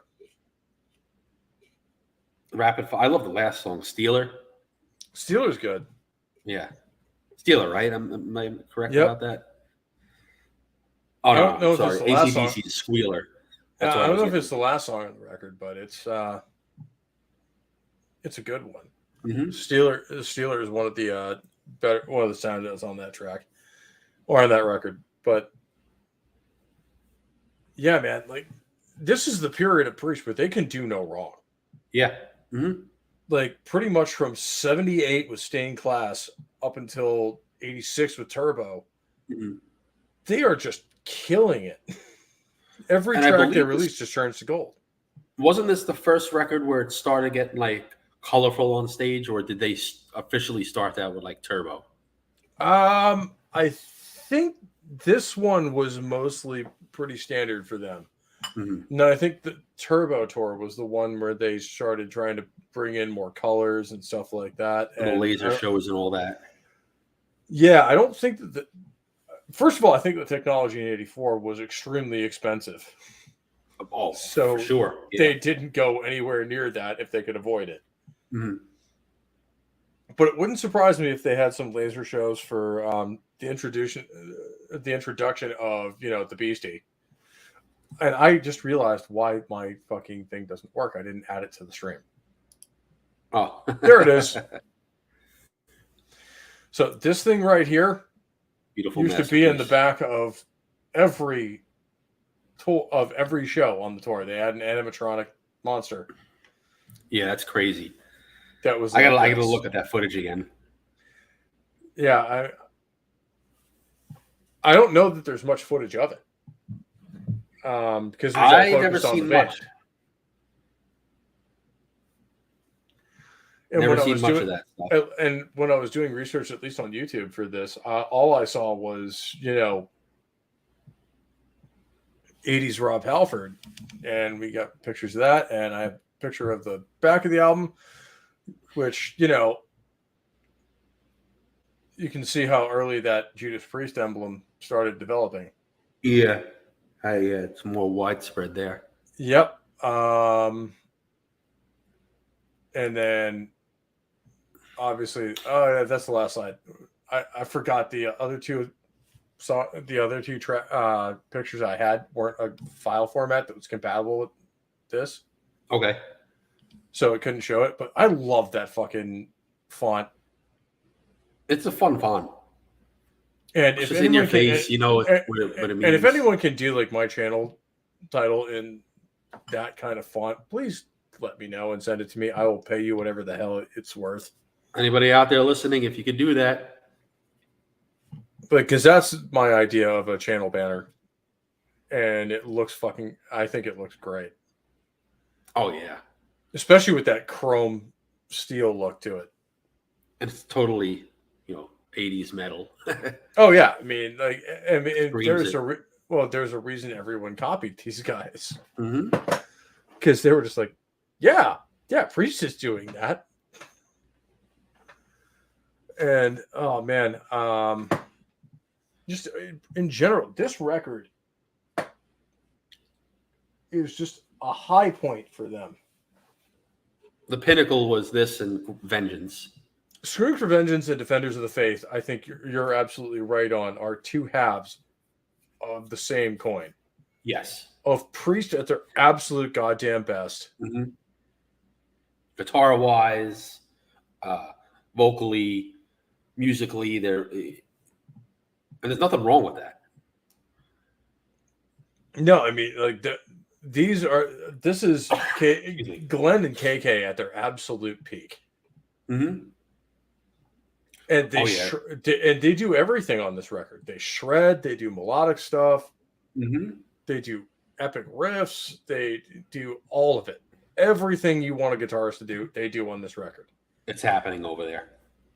And the only thing I like a little bit better about Screaming for Vengeance is that you have a little bit more of the twin guitar work of where they're actually harmonizing on stuff. Mm-hmm. Like the riff for, like the solo for Screaming for Vengeance itself. Mm-hmm. When they both have their own section of that insane fucking solo, and then they come back together and they're actually harmonizing on the back part of it, mm-hmm. which I love a lot because that takes a lot of talent to do. Well, all right. Let me ask you this then. Do you like Take These Chains? Yes. Okay. We're good. I love that entire fucking record. For people who don't know, that was a track finish. Written for them by a songwriter who also wrote Some Heads Are Gonna Roll. Yep. So it wasn't Priest original proper, but it was still written for them. And they did a hell of a job with it. Yep. Oh, hell yeah, they did. Especially Take These Chains. I love that. Oh, dude. That entire record, that's my favorite record of all time. Like, you can't pick a single second of that record and either take it out and improve the record on it, or just say like, oh, well, they could have done this better. They did everything Judas Priest does to the max on that record. They went heavy metal and like as low as hard rock on that, or ballady, really, if you want to go. With Pain and Pleasure, a little bit, maybe. And that's my least favorite on the album. And that's still a hell of a song. Mm-hmm. It's just, it's maybe a little weaker than the others. Yeah, that one, but perfect intro to an album. Yeah, and you want to talk about just straight from start to finish. You have the Hellion / Electric Eye, and then you finish it off with Fever and Devil's Child. Mm-hmm. And Fever is fantastic. Damn. Fever is way overlooked as a track. That's the, I guess you would say that's the Night Comes Down of that album. Yeah, probably. If you will. And then live Screaming for Vengeance is just, the title track itself is insane. Oh, I mean, even on the album, the title track is fucking nuts. We said Devil's Child. I love my two favorite songs are "Take These Chains" and "Bloodstone." Oh, I mean, we'll get into another rant on Scream of Vengeance. I promised Sentinel that I would actually do that album with him when I first started my channel. If he'll ever get in touch with me, hint, hint. Oh, there's no But worry there. yeah, man. I think we'll close it out there. I think we've covered pretty much everything we have to on the album. Yeah, man. It was great talking to you, and I hope we have more Likewise. discussions like this in the future. Hey, we're in the Gilded, so we can always message each other too. Absolutely, man. Had so much fun talking for about those this. of you who aren't, after this video goes live, I was too stupid to do it in the pre-show, but I will be linking Gilded in the server and also the album in question in the description because I'm stupid. So anyone who's watching later can catch the album in its entirety. But with that, Spider, you got anything you want to show coming up? You could just follow me at SpydyrUnlimited on Instagram and YouTube. Content is coming soon. I know it says it there. It's just I recently moved, so I'm still acclimating to everything. Okay. So SPYDYR Unlimited, all one word, and you should find all that everywhere. But check out my music. Everything you need is there. And you guys all know me. Obviously, I was doing this today. Monday, I will be on 70s Rock Fans channel doing their Metal Gods panel, which should be an excellent, excellent panel. Tuesday, I should be on Nick Weiser's channel doing Toxic Tuesday. I think we're covering Rocky, which should be amazing. That's fucking awesome. It'll be my first appearance on Toxic Tuesday, which would be great because I've been watching that for a long time. And then Thursday, I'll be doing Nick Weiser will be on here to do Firepower. Fucking A. So stay tuned, guys. We got some great stuff coming. And thank you, Spider, for being here, man. Thank you for having me. I had such an amazing time talking about all this. And we will do this again. Absolutely. Oh, yeah. All right. Well, with that, stay healthy, stay safe. I love you all. And I'll catch you next time.